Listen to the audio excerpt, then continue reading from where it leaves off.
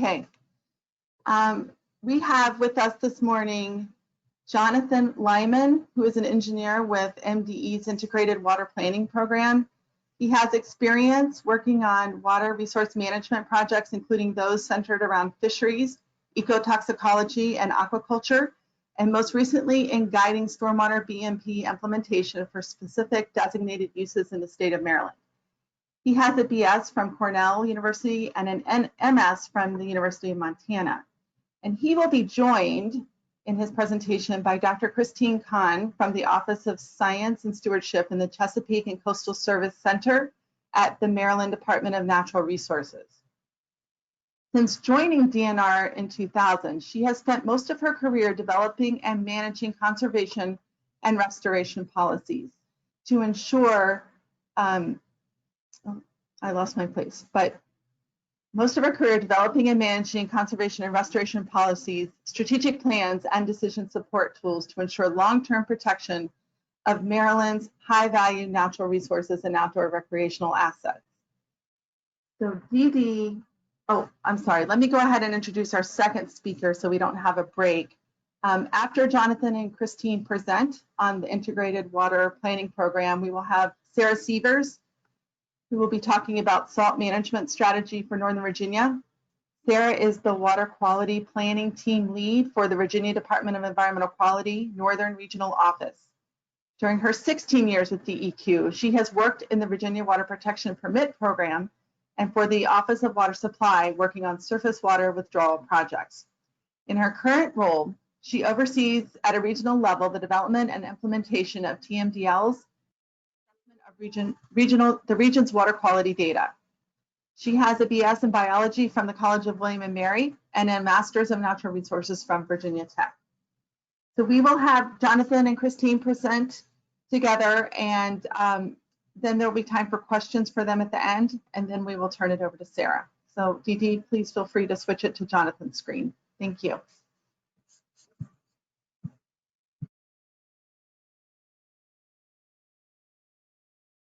Jonathan, you're all set.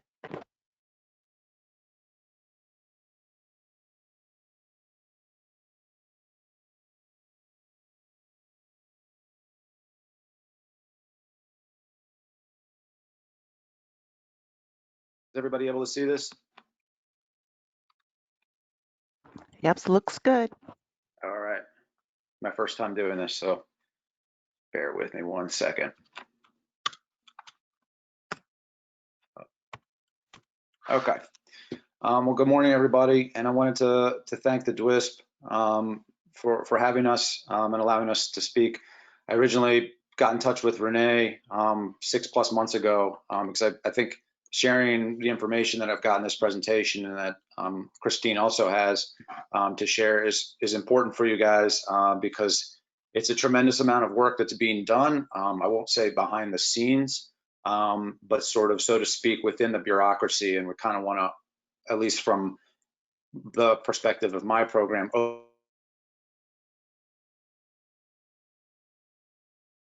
you guys to share. There's a lot of information out there that could be used by utilities, Department of Public Works, and so on and so forth.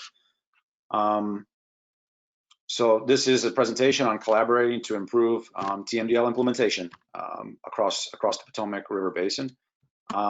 So the purpose of the presentation again is because we seek to partner with the DWISP to increase the efficiency and effectiveness of pollution reductions that are being driven by TMDLs and that are also mandated in the phase one stormwater permits in the state of Maryland, which some folks on the call may be familiar with TMDLs, they may be familiar with phase one permits. If you're not familiar with either one or the other, we'll just go over real quick what that means. But again, this initiative is to collaborate on restoration of TMDLs.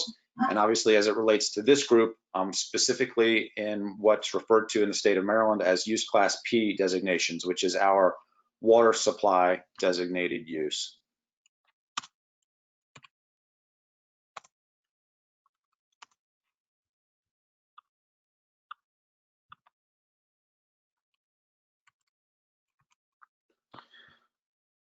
So I work in the Integrated Water Planning Program at the Water and Science Administration at MDE. And so we're a newer program. I came on board at MDE about 3 years ago, and so IWIP was, as we're called for short, was patched together through a few other programs that existed previously and were kind of disconnected or disjointed. But now we're made up of the TMDL development program, watershed restoration, and the water and sewer plan review. And at first glance, it may seem like sort of what do these things have to do with each other? But for folks out there who are familiar either with Safe Drinking Water Act compliance or Clean Water Act compliance, there's this continuum, there's this conveyor belt, so to speak, of data being generated across all the permits and compliance measures that those pieces of legislation have. And so a lot of that hard data that's being generated fits together actually quite nicely within our program. But we're really charged with, as of late, and it's sort of like what you have to do to again, live up to our name, to integrate information, is to collaborate and collaborate meaningfully, and not just have, quarterly meetings, not just have annual meetings, but, where are we actually going to make the tough decisions about what information we're going to use, and then to make decisions based on that. So we've spread our wings quite a bit since I showed up on the scene, and, we're collaborating with DNR Fisheries and Forest Service, as well as, at least half a dozen departments at Maryland. And a lot of this work, it's important to realize, is being initially driven by the Chesapeake Bay Watershed Implementation Plan, which again is a regional TMDL. Today, we're just going to be talking about local TMDLs, predominantly, in the state of Maryland, but also this, I think, has relevance to Virginia and West Virginia too. I'm not as familiar with the laws in those states, obviously, but I think there are takeaways for everybody here who's sitting in on the call today.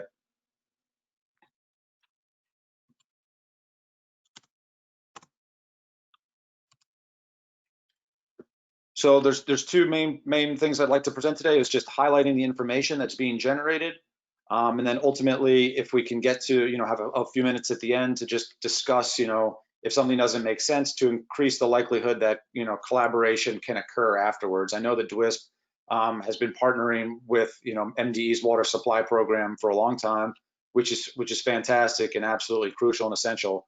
And I think we're just looking to sort of broaden that perspective a little bit more and bring home some of these things that I've sat in on some of your meetings over the last year or so, and just seeing the immense amount of effort that's being done to actually do on the ground restoration work and find out where there are opportunities. So I think that's sort of the second of the two take homes for today. So again, a quick rundown of, if folks on the call are not familiar with TMDLs, in layman's speak, a TMDL stands for total maximum daily load, and it's a pollution diet for a river or lake, in some cases in estuaries, and it's made up of three components. These models are made up of three individual calculations. It's the sum of point source discharges, non-point source discharges, and then all TMDLs are required to have a margin of safety to ensure that they are not just meeting a specific number and ringing that bell, but in a lot of cases, as we know, ecological modeling takes over at some point, and those models are incredibly complex. So there's a margin of safety built into that. I've highlighted stormwater here as a component of the waste load allocation, because that's what we're going to be focusing on here in the next 15 minutes. That calculation for waste load allocation is made up of municipal industrial discharges, but also stormwater discharges, which along the 95 corridor in Maryland are the vast majority of discharges that are occurring. There's not a tremendous amount of industry still, heavy industry remaining. There are obviously a number of municipal discharges, but today we're really going to be talking about stormwater in particular. So other states might have slightly different use class systems, but I'm sure they're somewhat similar in nature to Maryland's. At least I would sort of think so. But just so everybody's familiar with this concept too, use class P again is the water supply use designation in Maryland. That's what it's described as in our state's code. And that use class P is tacked on to the other use classes within the state. And the reason I'm presenting this information to you is because this is what this is what guards the resources that are in a given watershed. So for example, if we look at use class 3P, this is non-tidal cold water, so trout water, as well as public water supply water. So this would be in the scheme of you know, in the world of the DWISP and the you know, the partnership here, this is a very high quality source water. Not to say that a warm water can't be of high quality, but again, generally speaking, a colder, higher mountain stream is what we're looking at here for a use class 3P, just as an example. But I wanted to make sure everybody sort of could envision this. So I just took a quick snapshot from our department's website to show you, you know, west of Washington D.C. And I know I didn't grab every last tributary of the Potomac here in Maryland, but just so you can see all of the streams that have this black checkerboard on them. These are all designated use class P waters. So as many of you know and are familiar with already, these are the source waters within the state of Maryland. And I'm sure you'd have a similar map. You know, you could look at a similar map in West Virginia and Virginia as well. But again, this is a publicly facing web service, and if anybody's interested to play around with this to see where these use class P waters are, feel free to get in touch with me. It's a publicly facing website, and it's fairly easy to interact with too. Okay, local TMDL implementation. Most implementation, we're talking like breaking ground on projects, putting BMPs in the ground, are driven either by surface water discharge permits, which most of those BMPs these are engineering fixes. You know, these are more advanced bioreactors. These are more advanced, you know, UV systems to clean up the discharge coming from an actual facility.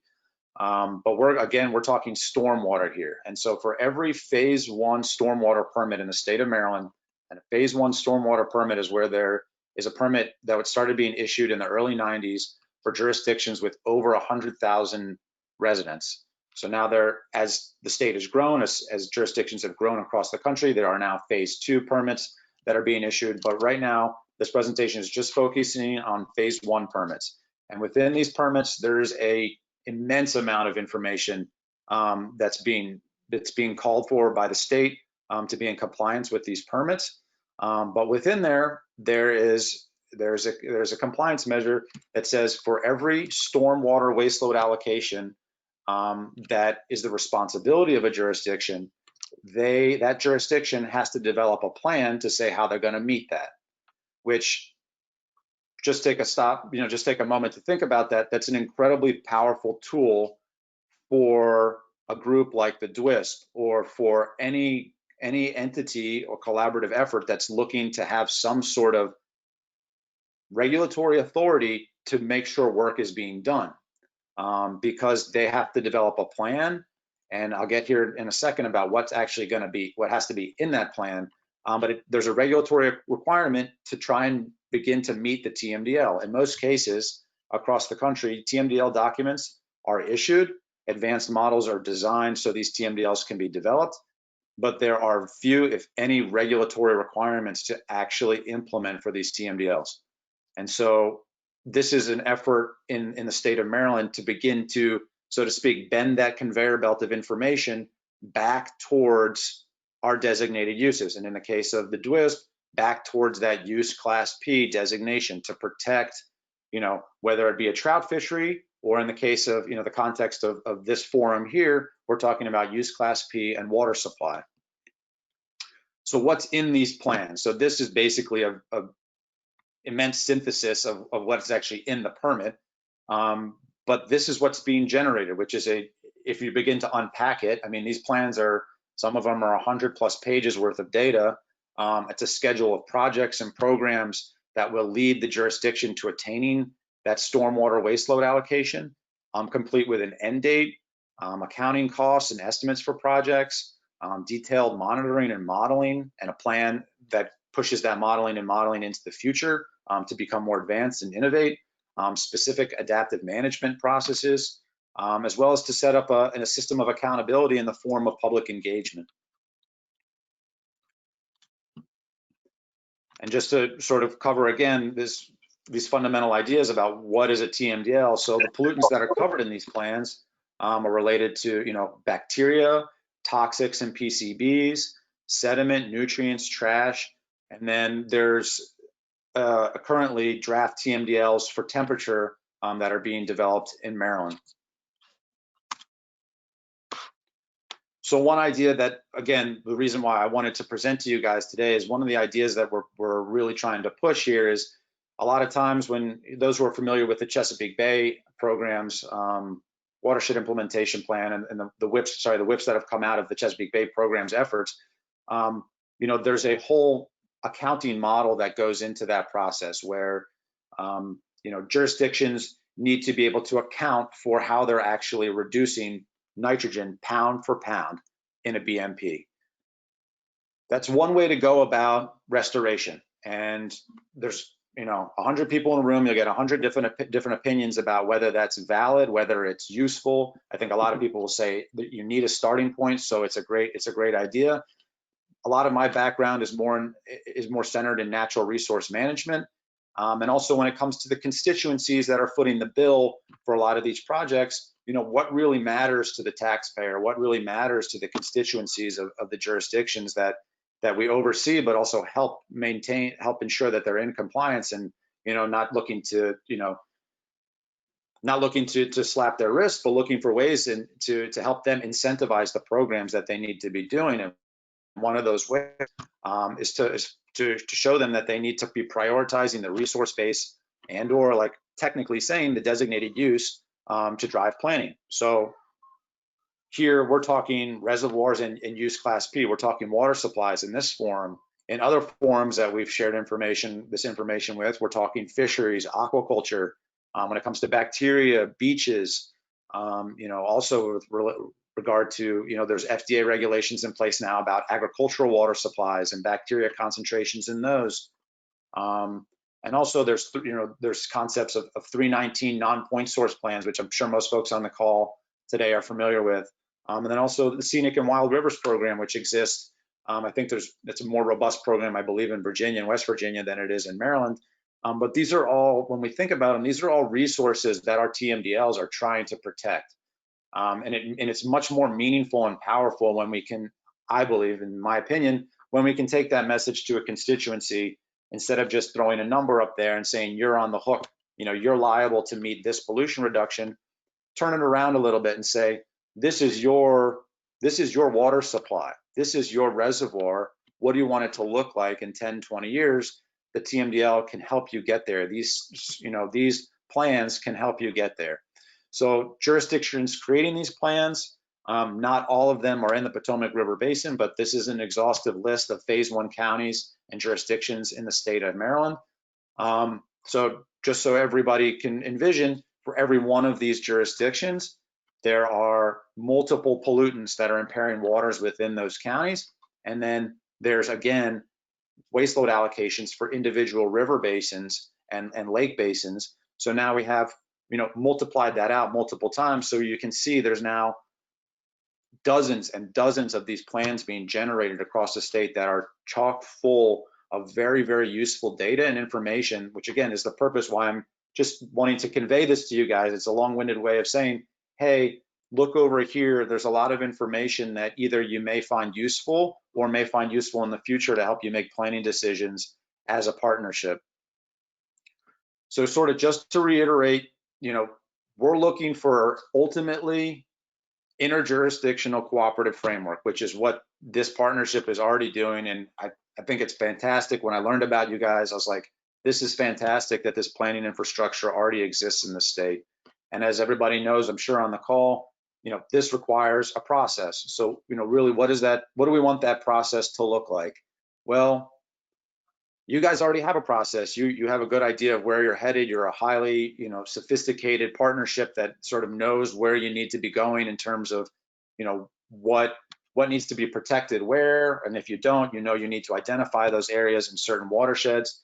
But in other parts of Maryland, for example, there's, folks are probably familiar, but Baltimore City's reservoir system has a similar group to yours, as well as the Patuxent Reservoir System. So we've approached both of those groups with a very similar presentation, just to say, again, hey, this information's out there, and we'd like to see, utilities, we'd like to see Department of Public Works start to cooperate with the folks that we work with on a daily basis at the jurisdictional level, whether it be the Offices of Environmental Protection, or whether it be, just stormwater managers who are embedded at county offices. So the planning infrastructure and the bureaucracy at the jurisdictional level varies a lot, which everybody on this call knows. So in some cases, I may be already talking to somebody who's a stormwater manager on this call, but I'd venture to guess probably not in all cases. And if that's the case, then you should either expect to get a phone call from your colleagues at your jurisdiction, or feel free to reach out to me after this presentation, and we can begin to make those introductions so that this data, this information, these plans are being shared, because they are public documents, and again, the data within them is also public. So we can't obviously guarantee the influence of a Department of Public Works and what goes into these plans. That's set in stone, more so to speak, in the permit itself. But I think through that collaborative effort, which you guys are used to doing, that maybe you can get there if there's a piece of information or a type of model or a series of monitoring that needs to be done. This is an opportunity to begin to collaborate in a very meaningful way in a regulatory context outside of the Safe Drinking Water Act, and now we're looking in how we can achieve things for drinking water protection from the Clean Water Act perspective. And so with that, I'll pass it off to Christine so she can talk about how DNR's programs can support this similar idea and how they fit together and how these partnerships can begin to link to one another. Thank you, Jonathan.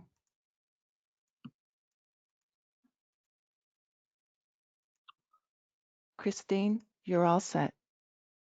All righty, I'm going to show my screen.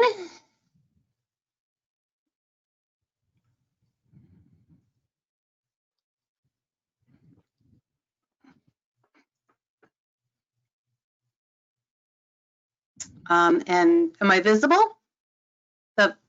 My PowerPoint? Yep, looks good. Perfect. Okay, thank you. Yeah, so I'm just going to talk for just a couple of minutes about some of the programs at DNR that can be used to leverage some of these watershed scale protection and restoration efforts. So I'm only representing a couple of those programs. I work quite closely with some of the other groups in DNR that Jonathan mentioned, like forestry and fisheries, and we all work together delivering financial and technical assistance related to some of these programs. So again, kind of getting back to that idea of implementing the WIP and looking at watershed protection and restoration, we have a funding source for restoration that most folks are probably aware of, but I think it really bears mentioning again, that we have the Chesapeake and Coastal Bays Trust Fund. And there's a significant amount of annual funding each year, $60–80 million. And it's distributed based on an annual solicitation for proposals. The statute that authorized this trust fund specifically requires achieving the most cost-effective nutrient and sediment load reduction. So it's very much tied into WIP implementation planning. And it's important to understand where those priorities are when projects are being developed for our grants gateway solicitation. And if you take a look at this mapper shows in red and pink where the trust fund priority zones occur. So red are watersheds that are highly effective for reducing nutrient and sediment loads to the bay. Based on their characteristics as well as their loading rates. And then we have medium priority watersheds, and then the rest in gray are low. Most of our projects get funded in the high and medium priority watersheds. There are some projects that we fund that fall outside those. So there's, we certainly look at projects of merit in terms of awarding funds. Just briefly, you've got some links there. I'm not going to take you through these mappers. I think folks are probably pretty familiar with how these mappers work. But I encourage you to go ahead and take a look at the trust fund restoration mapper. And then be aware of the Grants Gateway application. It is a gateway portal to soliciting proposals for a number of different funds that are restoration and resiliency planning oriented that the Chesapeake and Coastal Services operate. Then I want to touch a little bit on land conservation. And for the first time, the Bay program is including land conservation and resource conservation zoning as a best management practice for helping us achieve our watershed implementation plans. So this is very novel, very innovative. We forecast where we believe land will be conserved, and then that's factored into achieving our 2025 goal. Land conservation, it does have an effect on helping us meet those watershed implementation plan goals, but really what we're looking at and where we think it's going to be even more effective and more critically important is post 2025. And we're starting to look ahead to that future scenario. Once we meet the WIPs in 2025, our job doesn't stop. And I think the same could be said for source water protection. We are still going to have development. There's still going to be need to offset future growth. And land conservation, particularly in the right places that protect high value resources that are exceedingly important for protecting drinking water supplies, that's going to become even more important. So I'm going to go ahead and introduce you to this map. This map is the GreenPrint map, and you can go to the link and explore this a little bit. And I want to say a few words about what this map represents. The light green areas on the map are targeted ecological areas. And this is a unified consensus across the Department of Natural Resources. All of our resource monitoring folks in fisheries, wildlife, forestry, Chesapeake and coastal bays, we evaluated where, based on years and years of monitoring and resource assessment data, where the state's most ecologically significant lands and waters are. And there's a lot of information that goes into this, but at the bottom line, those light green areas are areas that are most ecologically important for a variety of reasons.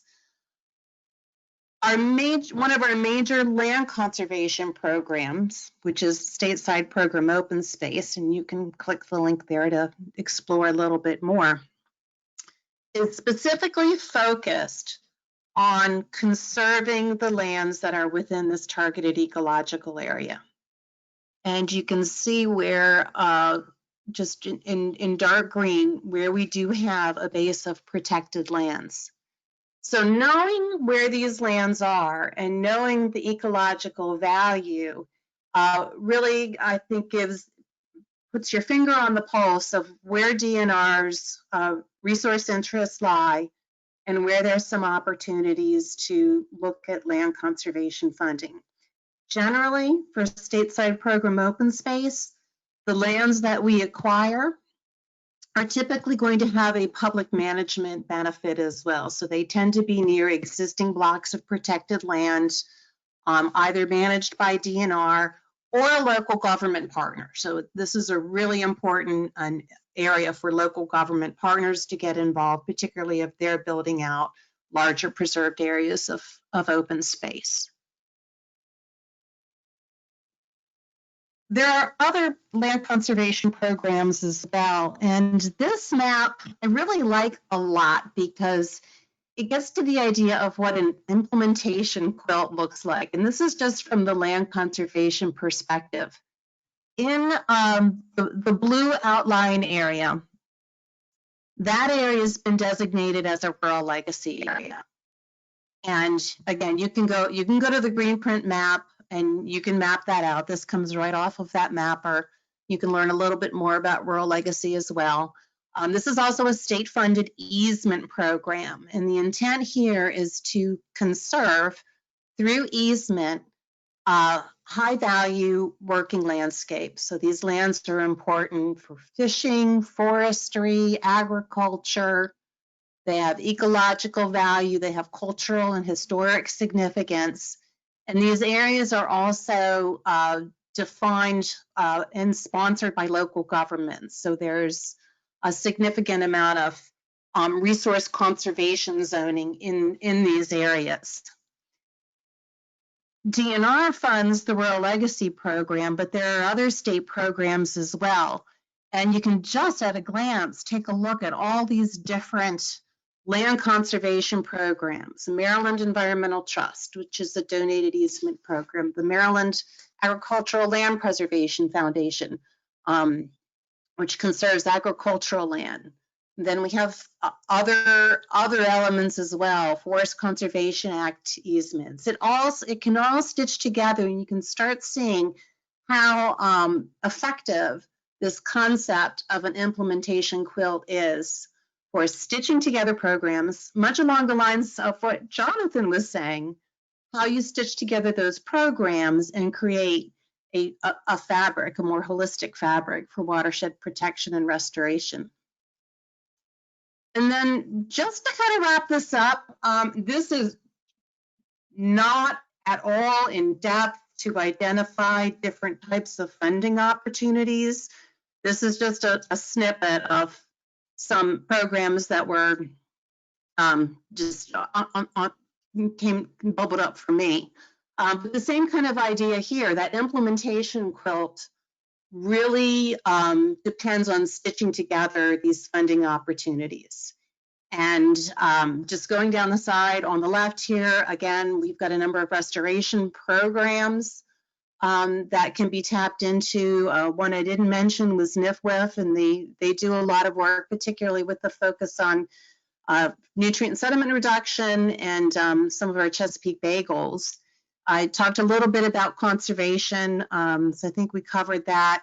Another major program that my unit works in and helps to fund is also resiliency planning and implementation, and we're specifically talking about resiliency to climate change impacts. And this is, I think, another maybe untapped opportunity that could also be deployed for water supply protection. And I will go ahead and stop there.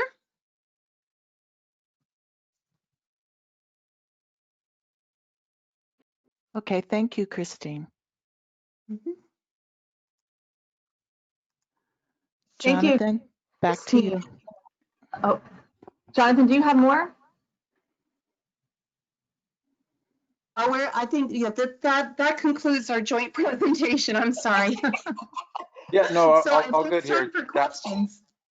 That's the whole thing, yeah. Yes, if there are questions, if you're having any trouble, please feel free to unmute your mic if you have questions, or you can use the chat.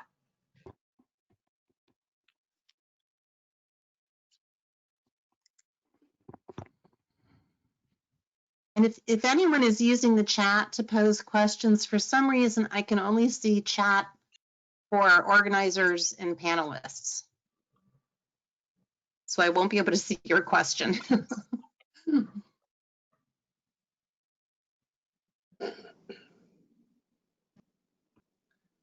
Okay. And This is Steve Edgman. I have a question. We talk about partnering with the DWISP, and we seem to be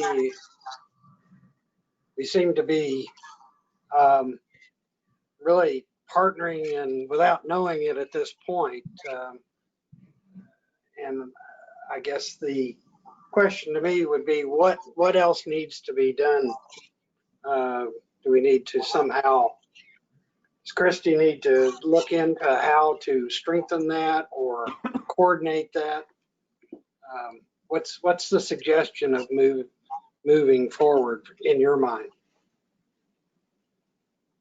I think from my program's perspective, the first thing to do would be, yeah, to have a more intimate conversation about what that partnership could look like in detail.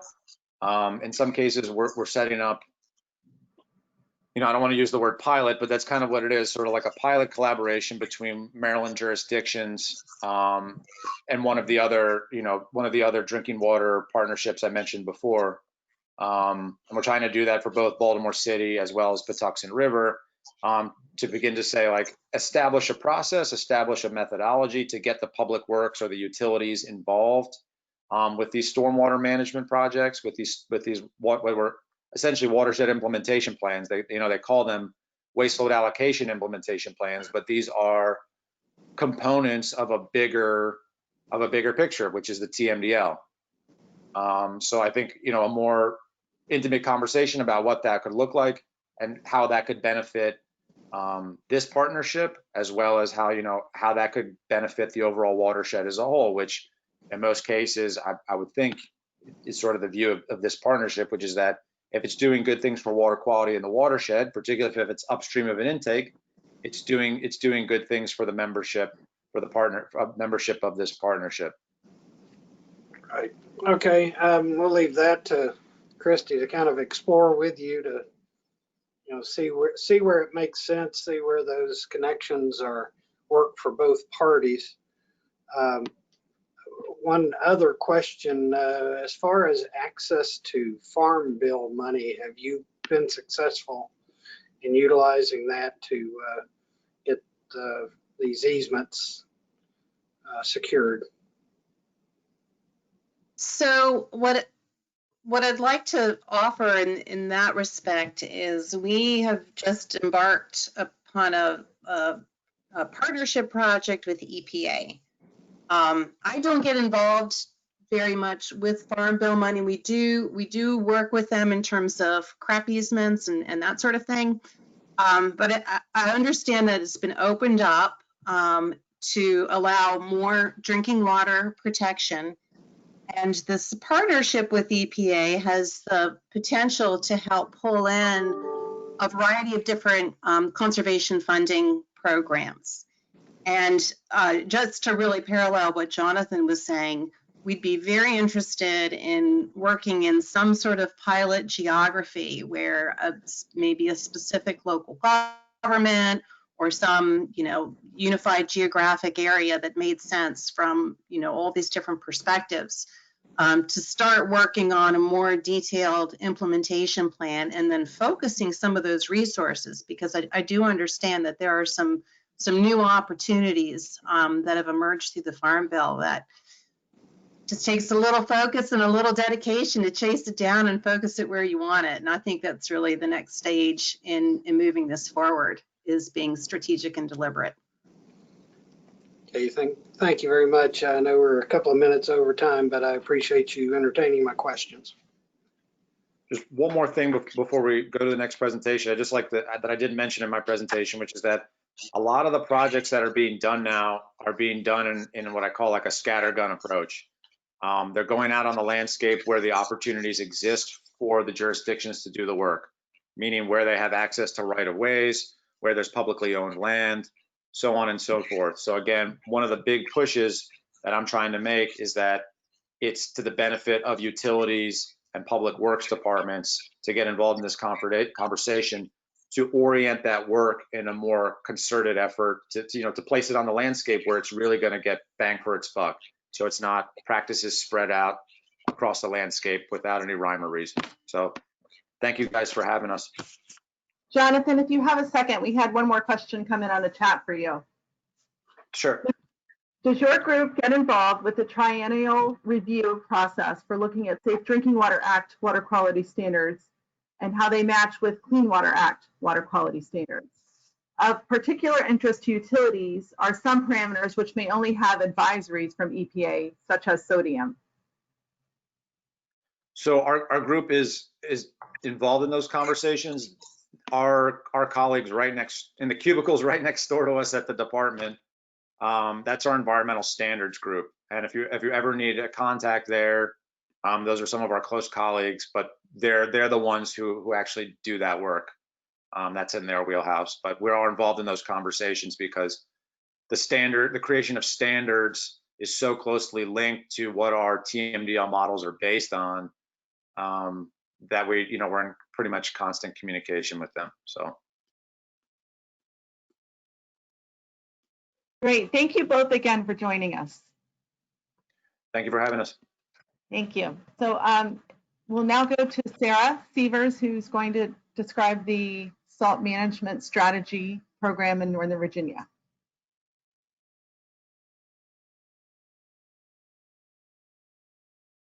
Okay, good morning. Let me just get this set up and then we can get started.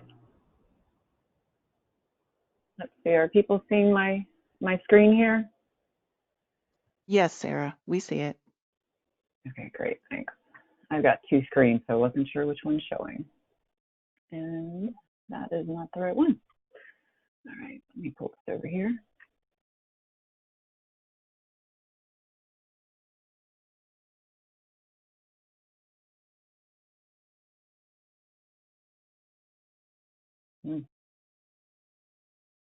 All right, I apologize. I have two screens set up and it's not letting me choose which one I show. So you are seeing the presentation one. Let me see, hold on real quick and let me figure that out.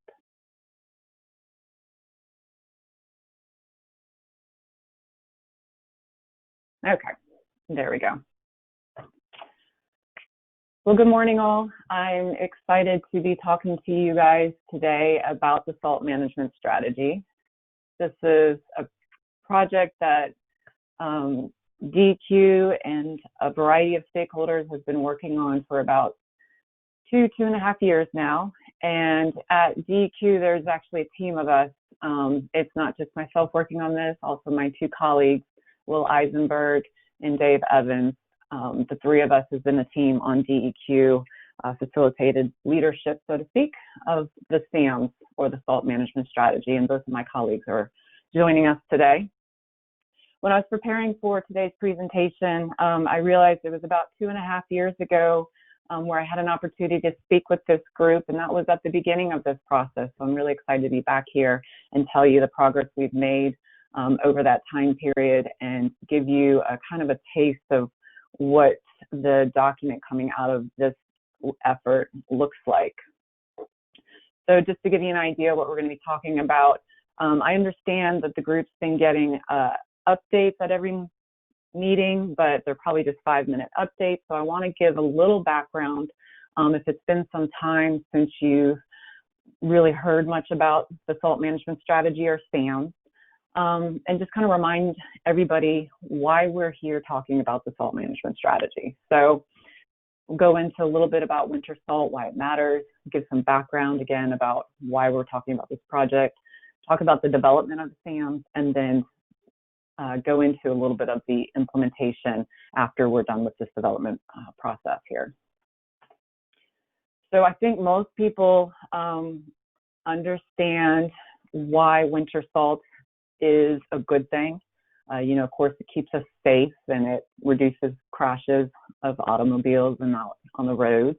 And, it keeps the businesses open. But over the past few years, it's becoming more common knowledge that there are negative consequences to the use of salt. And the overuse of salt just increases those consequences. And it's a variety. It's not just environmental. When those salt's getting put down and it washes off into streams, it makes those resources higher in salinity, and freshwater fish and other creatures that live in the water can't really handle that. Probably intimately familiar with the infrastructure, the corrosion that can happen to your vehicles, as well as the bridges and other metals and concrete. And of course, with public health, if you're increasing the salinity in the drinking water supplies and the source water, that can affect people with needing to be on low sodium diets, that sort of thing. So it's winter salt, very good. We can't stop applying it because of all the good benefits, but it has the negative impacts. So how do you find that balance to balance the pros and the cons with that? And that's kind of tricky because it has a very big safety component, obviously, that we need to be very cognizant of. So just to set the stage a little bit of why we're talking about winter salt in Virginia, we have that little, and I don't know if I have, it's Accotink Creek had a benthic impairment, and it's located to the west of Washington, D.C. Just orient yourself a little bit. It's the kind of grayish with some blue lines in it. That's the Accotink Creek Watershed. It's located within Fairfax County.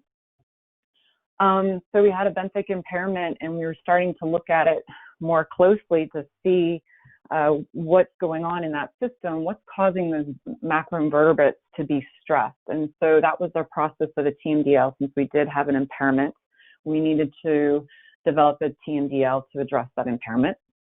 And the process started off with a stressor analysis, and we went in there and studied it and looked at to see, and we were lucky with Accotink Creek. There's a lot of data that's been collected by the USGS, Fairfax County, as well as ourselves, DEQ.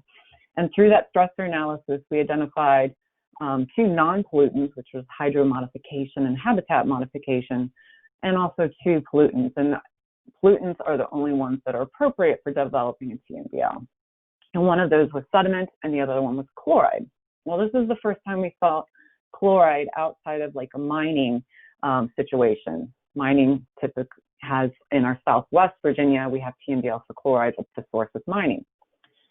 We went forward and developed the TMDLs, and those were approved in May of 2008 for just the 2 pollutants, chloride and sediment. When, as I mentioned, you know, we have chloride TMDLs, but the source is for mining activities. So this is the first one we're looking at. And when we were looking what the source of the chloride in the stream was, we noticed that the exceedances in chloride corresponded with the winter months.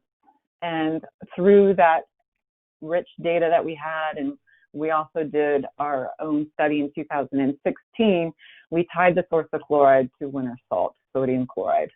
And what we also noticed is the graph you have up here is those spikes occurred after winter storm events. When we were doing that special study, we lucked out to have 2 storm events where salt was applied, and we saw those spikes happening along with that. And the signatures are different because it is a winter storm water issue. It really depends on how that storm comes in. And so the spike that you see, there was a rain event after the snow came in, so it just washed all that salt off into the stream. So this is what's going on in Accotink Creek, and where we're thinking, well, if this is, you know, tied to winter salt with sodium chloride, which is the most commonly used type of de-icing salt used, probably happening throughout an urban area. And so we looked at our trend data that we have, and we noticed there was increasing of specific conductivity. And that just kind of, with additional information we were looking at, USGS has some studies and Fairfax as well. We tied it, and, you know, with that information concluded this is not unique to Accotink, particularly when people are looking at how they're going to do their best management practices and their standard operation procedures. They don't tie it by watershed boundary, they tie it by their jurisdiction. So thinking about our DOT, VDOT, they're not going to change how their plows operate just because they're driving through that watershed. Same with Fairfax County. So that brought our project scope for the salt management strategy to be the size of Northern Virginia. So it extends beyond the TMDL watershed and encompasses the 4 counties and 5 cities that makes up Northern Virginia region. So just to orient yourself a little bit, of course, Washington, D.C., and then the 4 counties that hug up to that area. So Loudoun County, Prince William County, Fairfax County, and Arlington County. and the 5 cities that are located within there. So that's the project area for the salt management strategy. So I've been talking about SaMS, throwing that word around a lot, but what does it really mean? This is we intentionally use the word strategy because it's not a typical project that DEQ does, because it went broader than the TMDL area, and it's also proactive. Well, we have good information to show that this is not unique to the Accotink watershed. We have not yet listed for chloride impairments, and we haven't done additional stressor analysis on the benthics to identify that it's chloride stressing them. So we're going beyond the TMDL watershed to proactively address this issue. And the other thing that is SaMS is we look at it as a toolbox, and we really like that term because it just instantly gives you a vision of what this resource is. And it's a collection of recommendations and resources for a variety of audiences to come and have one place to look for this information for Northern Virginia, where not every tool also fits every situation. So, sometimes you need a hammer, sometimes you need a screwdriver, sometimes it's a Phillips, sometimes, it's a flathead. So not every resource will work for every entity because everybody is unique and different, and not in every situation because every storm is different. When I first started this, I had no idea the nuances and complexities in managing for winter storms, and that just as the size of the organization increases, that complexity also increases. And so what we're trying to do here is promote efficient and effective salt use, also raise awareness. When we first started, it was just starting to get into the general public, but you're starting to see lots more articles on the impacts of winter salt, and what can, how to make that balance. That's starting to be more of a conversation, but continue to get out there because people can't make a good decision if they're not having information to know that that's an issue. And then also monitoring. If we're going forward and implementing this stuff, how well is it working and how can we adjust? Adaptive implementation is the key. And all this effort is strongly stakeholder driven. And I'll get into that piece a little bit more later. But we really see ourselves, DEQ sees ourselves as providing facilitative leadership. And it's all, the decision making is all through consensus. So what this means for Northern Virginia is, as I was mentioning on the previous slide, and I won't belabor it too much, is it's a resource and toolbox, very good way to think of it. And it provides a resource that can be used by anybody, such as permittees. And you'd heard previously talking about MS4s. So MS4s have waste load allocations if they're located within Accotink Creek TMDL. They'll have some requirements to meet. Now they have a resource to look at to help them develop that. Anybody else who has to meet any requirement, or individuals or organizations that are seeking to reduce their salt footprint, has a resource to look at for Northern Virginia, where a bunch of stakeholders came together and said, for this area, we believe these are the BMPs that work best.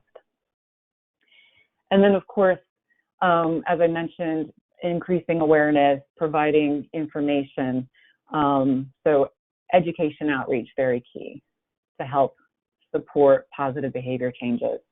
And then, as we mentioned, proactive adoption. That's all important because proactively adopting and implementing these measures throughout Northern Virginia wide, we can hopefully reduce the oversalting that is occurring, and then hopefully reduce water quality impacts that stems from winter salt getting into the watershed. And that would reduce our needs to list those waters for impairments and thus needing to create TMDL for them. I'm not going to read the next two slides in depth.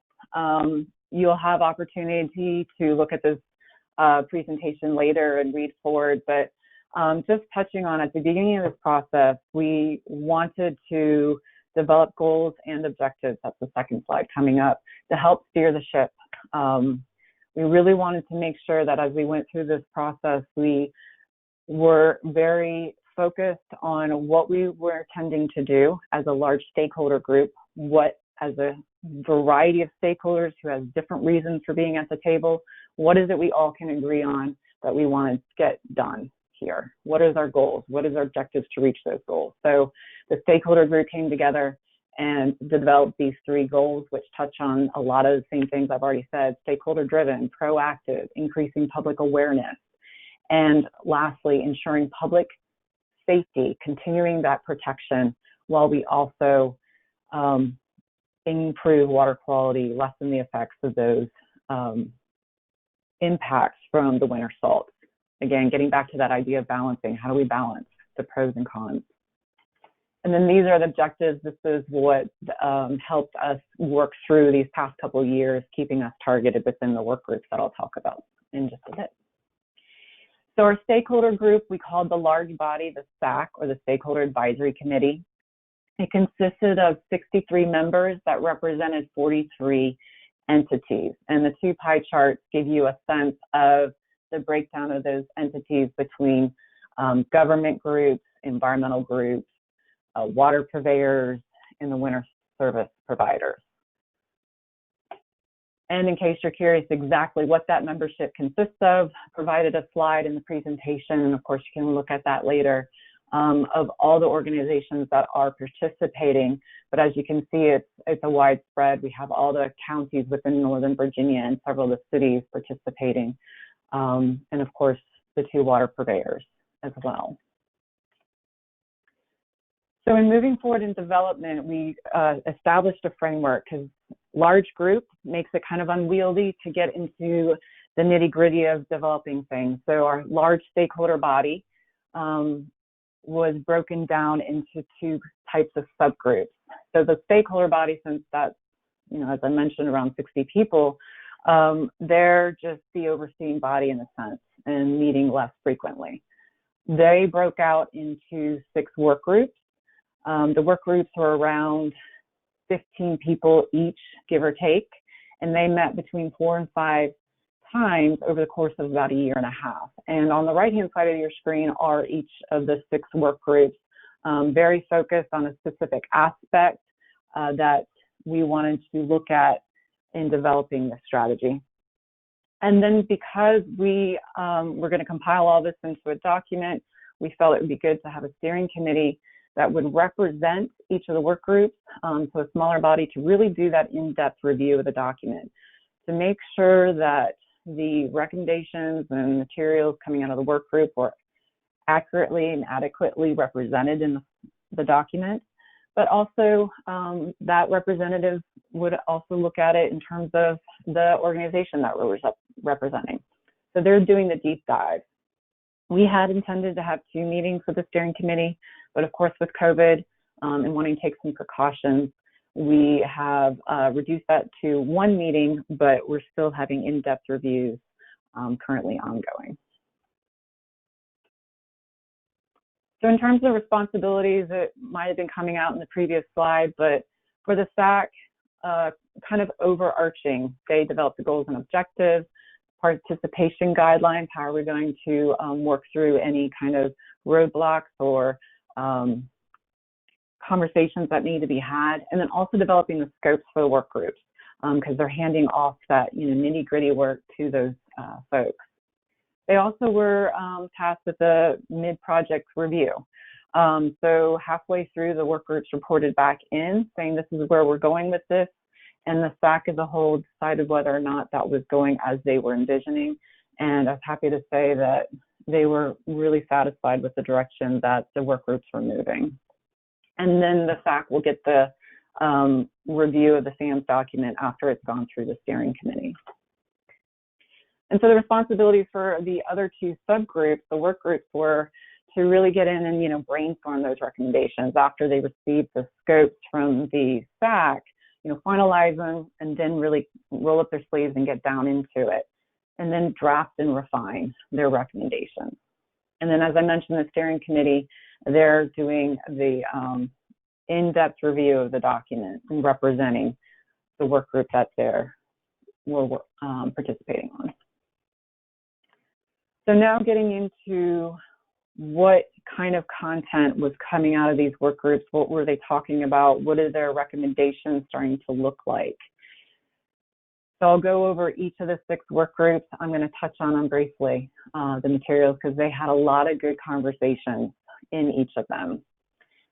The first one, traditional BMPs, that's kind of the best management practices that deal with operations and operational procedures and how you actually get the salt on the ground. Think of it that way. And what they did was look at, provide a list of the best management practices and the pros and cons associated with each. And they also developed the process to implement those BMPs. And then one of the large conversations was around application rates. Some of our neighboring states have put in specific application rates to target for. And in this group, they felt like we really need an evaluation process, because depending on unique situations and different materials, not materials, but surfaces you're applying, it varies things. So how do you keep looking at your application rates and keep improving based upon learning as you're doing that? And so they provided a process. For non-traditional BMPs, that was more outside of the box, in the sense of we're not focused on just operationals, but other things. So they talked about evaluation of non-chloride de-icers. There's a table in the resources that provide a summary of other non-chloride de-icers that can be considered. A process for piloting new de-icers. There's continual work done to see what else is out there to get the job done. Also, certification and training. The idea of that is pesticide applications or fertilizer applications. There's currently out there certification programs for people to take to able to do that type of work. The idea was maybe something along the lines for winter storm maintenance opportunities. If you're going to apply winter salt, certification training. So they provided an overview of the programs that are already existing out there that are transferable to Virginia because they can be taken online and that sort of thing. And then also we can't forget about residents and also drivers. They play a role in this. Everybody plays a role in winter salt because we're all out on the roads, we're on the sidewalks, we're walking through the parking lots. And so what are residents? What can they do around their home to also help? And then drivers. The less drivers on the roads, the DOTs are able to do their job. They're not stuck in traffic, which might have to increase their application rates because they won't be able to make that pass as quickly as otherwise if nobody was on the roads. Water quality monitoring, very important topic. If we're going to move forward and implement adaptively these best management practices, we need to know how they are doing. If one's working better than another, or that sort of thing. So this group really got into the weeds of what kind of criteria you should consider when you're developing a monitoring program, what's currently going on in the region in terms of specific conductants, which is a surrogate for chlorides. In terms of monitoring, it's a lot easier to measure for specific conductants. And, really trying to get at that question, if we're implementing BMPs, are we seeing a response in the water quality? And from what we understand from our neighbors to the north, it's really hard to see that. It's really hard to tie water quality changes to BMPs. So we're going to be continually trying to see how we can identify. The next work group to talk about what they were talking about is the salt tracking and reporting. We had a training at the very beginning of this process, and one of the people that came in to talk to us said something very simple, but it's very true. You can't manage what you don't measure. And so it's very important to understand if an entity is putting down X amount of salt in order to be able to improve their application rates or improve how they apply it. If you're not currently doing that, it's really hard to improve on your practice. So currently, as we understand it, there are some that track and some that don't, and some maybe not do very specific tracking. So the short-term goal is to get the organization comfortable with tracking, and also tracking key things that are the group felt important regional-wide, with the longer-term goal of having a regional analysis. You know, we don't want apples to oranges. We try to get for the same kind of metrics, so it is something that can be compared and do that regional analysis. And then the other work group to talk about here is government coordination. Northern Virginia consists, as I mentioned, of 4 counties and 5 cities. A lot of commuters in the area going in and out, and increasing the communication between all the localities and how they address winter storm maintenance, if there's more consistency, and then also sharing of resources, and also lessons learned. If this locality is doing this and it's working really well, then they can share it with their colleagues, and vice versa. It really helps with that adaptive implementation to be sharing that information, and also pooling of resources for like training, or if there's an alternative de-icer that might be more costly if an entity was going to get it on their own. They can pull it together. And then the final work group is education outreach. Kind of self-explanatory in the title, but when this work group first got together, there was consensus that we need to speak with one voice. But we need flexibility in how we do that, because how we communicate with our audience is different, because they're all different audiences. So while at the beginning we were hoping to have all these great resources where somebody can just pick and pull from it, we realized it's really hard to develop one resource that works for all the variety of stakeholders that you saw on those previous slides. So instead, let's provide some ways to provide consistency across those messages. And then also, you know, we realized those messages can be developed over time. So what the work group decided to do is develop kind of overarching principles for developing those messages and materials. What does the message look like? You know, it's more positive. It provides information about what you can do to address it, those types of things. Also logo, and a use policy for how to use that logo. And at the bottom of the screen, you can see our SaMS logo, and that was a very exciting thing. So that will help to unify the messages. It'll have commonality upon it. And then starting the development of a media toolkit. We've developed some messages and a few infographics that we can have starting out of the gate, and hopefully that will build over time as the partners develop their messages and share it with the rest of the group. Now, we wanted to test out these messages before we finalized the toolkit. So there was a pilot outreach campaign conducted in the winter of 2019 to see how they resonated. It was both a social media as well as an in-person pilot listening session.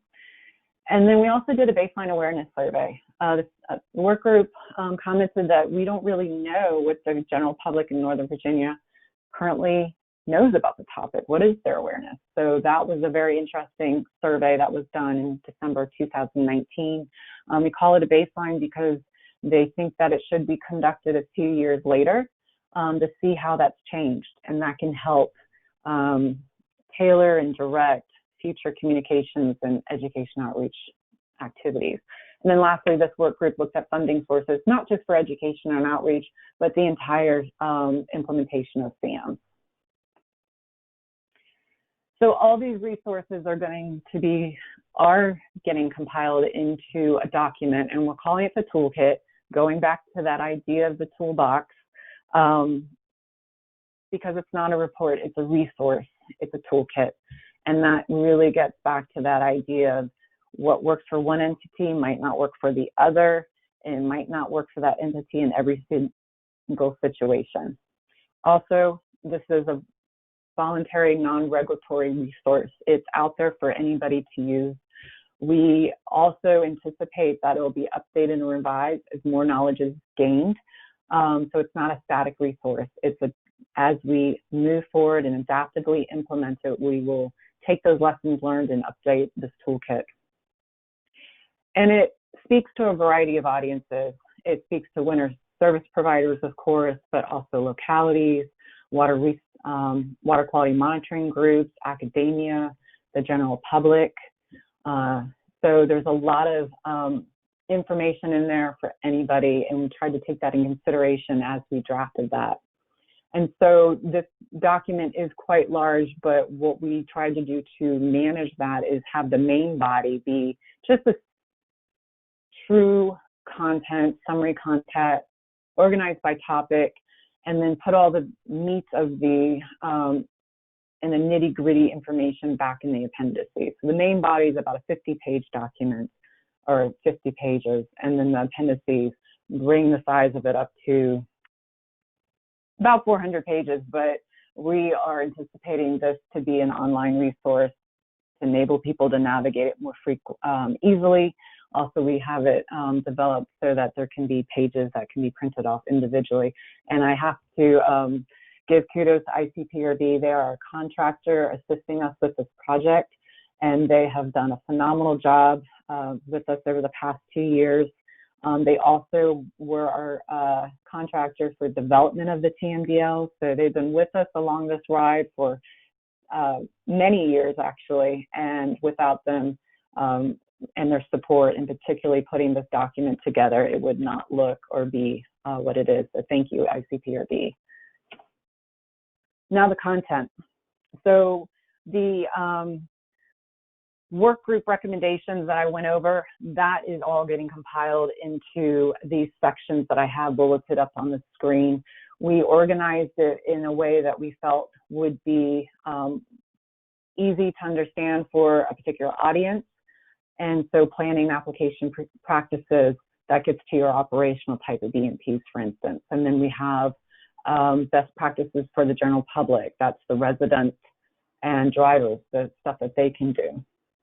And then so all their information is summarized in there. And then a few of the bullets near the bottom that I'd like to touch on that I didn't talk about the content in terms of work groups is funding sources, implementation, to support implementation of SaMS. We wanted to identify what possible funding sources might be out there to look into further to help implement aspects of the SaMS by a particular entity if they're interested. Also, future recommendations. As I mentioned earlier, the work groups had wonderful, great ideas. There's a lot of work that we want to do, but there's only so much we can do in this time period because we want to get something out there now instead of, being in development for 5 years. Nobody has the time and resource to do that, but also we need to address water quality now. And so we put all those recommendations and research needs into a chapter to hold on to those. So as we move forward in implementation, they can be revisited and decided at that time, should we move forward with one of those? And then finally, the document looks at implementation. How is this great resource, all these strategies identified, how are they be implemented? So in terms of the timeline, as I mentioned, we started in 2018. We're now down in about middle of 2020 with the steering committee's process. They've reviewed the document, that they're in their second round of reviews, and then we'll be moving forward with the continuation of that review with the SAC. And then there will be a final public meeting. We're anticipating that to be in January or February of 2021. And then we hope to finalize this document around February of 2021. Despite the challenges with the pandemic, we're really pleased that we've been able to fairly closely stick to our anticipated timeline that we've been following for the past year or so. We were just, I guess, fortunate to be close to drafting the document when everything happened. So very happy about that piece, that we can get this great resource out around the winter of 2021. So to touch on implementation just a little bit, of course, there is a role with the MS4 permit program because the impetus for this project was a TMDL for chloride. So projects that are located within that Accotink Creek watershed, they will have some requirements coming up in their permits to address the water quality goals of the Chloride TMDL. Also in the SaMS project area, there's potential for permittees to address chloride in their future permits. But mostly voluntary implementation is going to be key. It's, you know, it's not the DOTs, just the DOTs that are applying salt. It's also the large shopping centers and the commercial owners and the private applicators that aren't under permits. There's tons of private applicators doing work for HOAs and that sort of thing. It's hard to get to them. They're kind of a scattered network of groups, and so that's where the awareness and the education and outreach is helpful. And hopefully they can be incentivized by the savings they could see through not putting down as much salt and being, you know, applying those best practices to improve their operations. And then finally, moving forward, we're envisioning central leadership of the implementation. DEQ will be stepping back from our facilitative leadership role, going back to, you know, what we typically do. We'll still be engaged in the process, but we won't be leading it forward through implementation. So we really feel like having that central leadership is going to be key with this type of work to help organize and coordinate those efforts. As I mentioned, with that government coordination, the benefit for those entities coming together and talking about. And then also assisting with updating the toolkit as more implementation occurs and be able to have that adaptive management of the strategy. And with that, I'm concluding my presentation. As again, I'd like to mention the teamwork effort that this is taking. It's not only myself, it's also Dave Evans and Will Eisenberg. We really enjoyed this project, and I'm very happy to be able to share this with you. I would like to note at the bottom, there is our webpage. It has all our information with the meetings that have occurred over the past 2.5 years are there. There's also opportunity to sign up for the SaMS newsletter. We send that out twice a year. And I think our most recent one was back in July. And that gives a quick overview of where we are in the process. And that's just a way to keep up to date and engage on what is happening with SaMS. And we'll probably be sending the next one out in January when we get to a kind of more of a milestone of the winter period. But with that, thank you very much for having me speak today. And if there's any questions, I welcome answering them. Thank you, Sarah, and also Dave and Will for putting this together for us and sharing with us. Are there any questions for Sarah at this time? Hi, this is Mike Nordalilli. Can you hear me? Yes, I can. Yeah, I just want to make an observation that thank you very much for the compliments to ICPRB.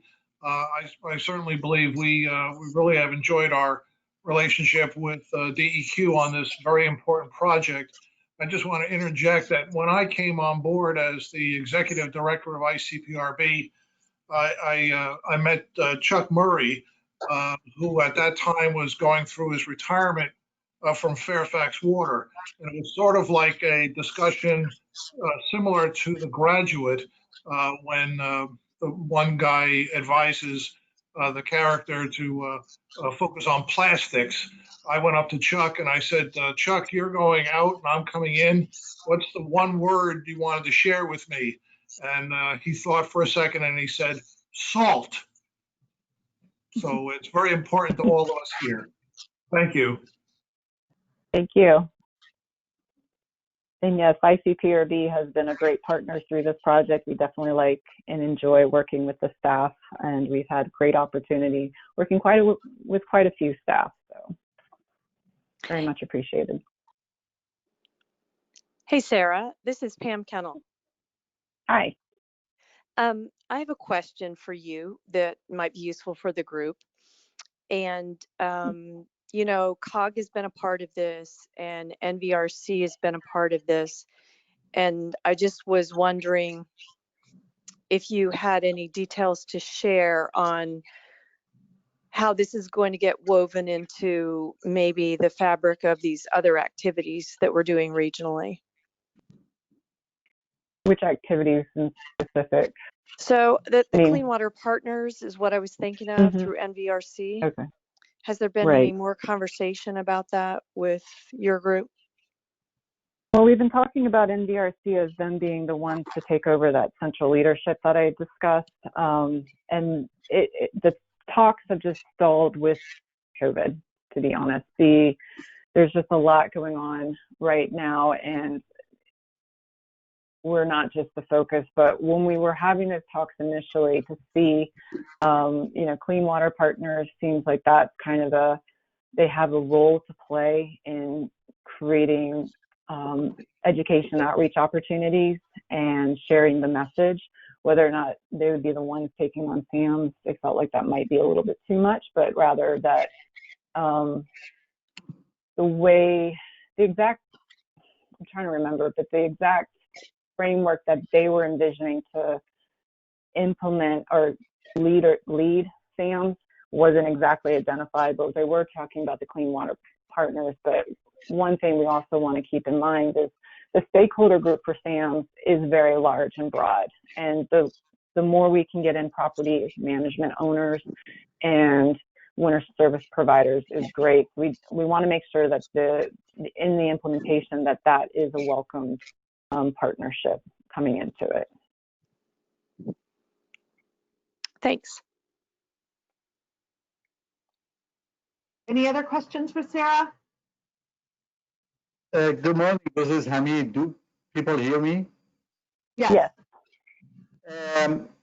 I may have missed your mention of any interaction you guys have had with either the Army Corps of Engineers at Delacarlio or DC Water. And I know that this last winter was rather mild, so there wasn't a whole heck of a lot of salt used in the area. I'm just wondering whether you have had any inquiry from those entities and what it is they are doing to contain or deal with the salt use in the area, and if they are working with public works, because there's always this balance, tricky balance between public safety and then protecting the environment, and normally the public safety always supersedes. Right. So in terms of the stakeholders in developing SaMS strategy, we were both focused on Northern Virginia.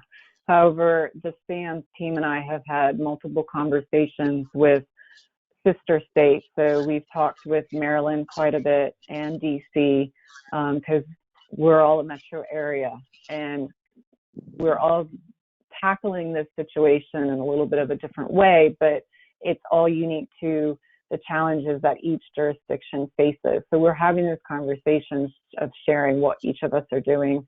We've also spoken with Minnesota and New Hampshire about the efforts that they're doing, and they've been at a lot longer. And then we've also spoken to Canada. And the one thing I forgot, I'm just going to deviate real quick from my response, but the one thing I neglected to mention is the way that we're approaching this project is really in the meeting the water quality goals of the TMDL is a very BMP implementation focus.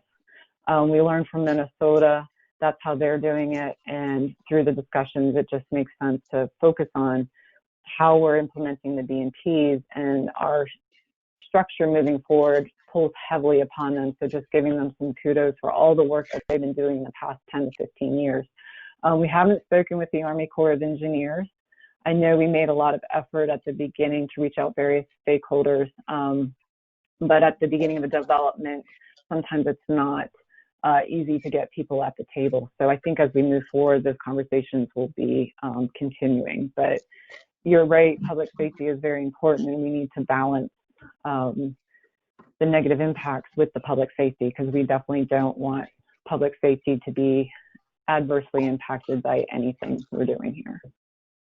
That was a huge concern at the beginning, but I'd have to say we worked very closely with CDOT, and they've been good partners working through this process.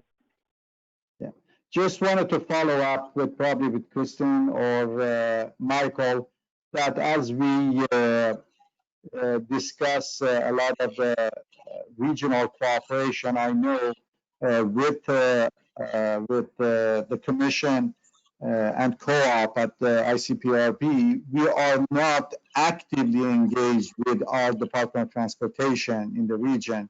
So trying to find ways to communicate and provide this information there would be really helpful. I no longer manage the TMDLs in DC. I'm not sure whether we have a chloride TMDL. I thought we had one, or maybe Hickey Run.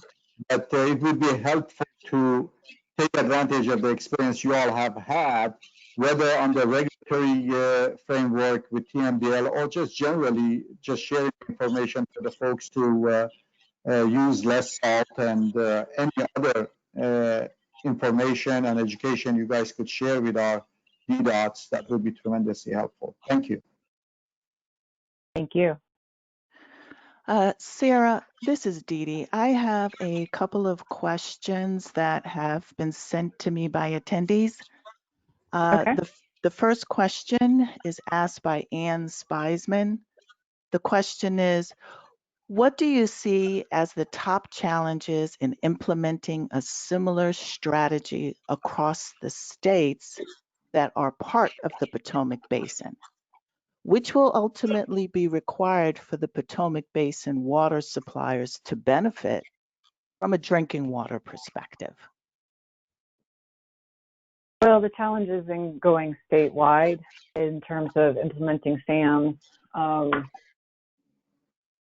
I think is the challenge is just implementing it regionally, is just building awareness and reaching, I really think it's reaching the private applicators and getting them on board, because the Virginia DOT is unique in Virginia that they operate or they manage all the roads throughout the state.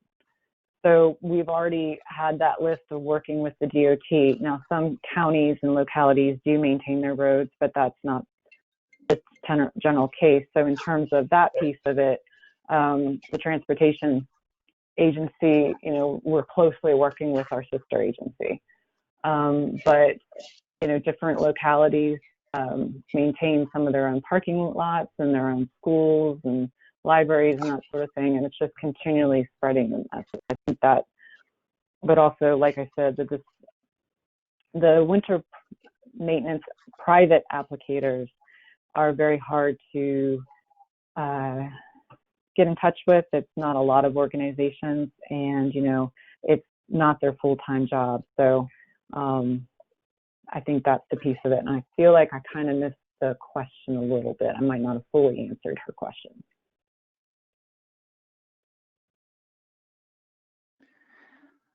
Okay, Sarah, I have one more of a comment than a question. This comment was posed by David Evans. He says, NVRC envisions the Clean Water Partners being a critical forum for the ongoing discussions of SaMS during the implementation. Also, they envision discussing SaMS implementation with their informal public works directors forum discussions. Thanks, Dave. So Dave has, as I mentioned, he's one of our colleagues, and he's been holding the conversations with NVRC. So he would have the up-to-date information. So thanks, Dave, for sharing that with everyone. I have no more questions. Great, thank you. And thanks, everybody, for letting me talk to you today. Thank you again for being with us, Sarah. That was fantastic.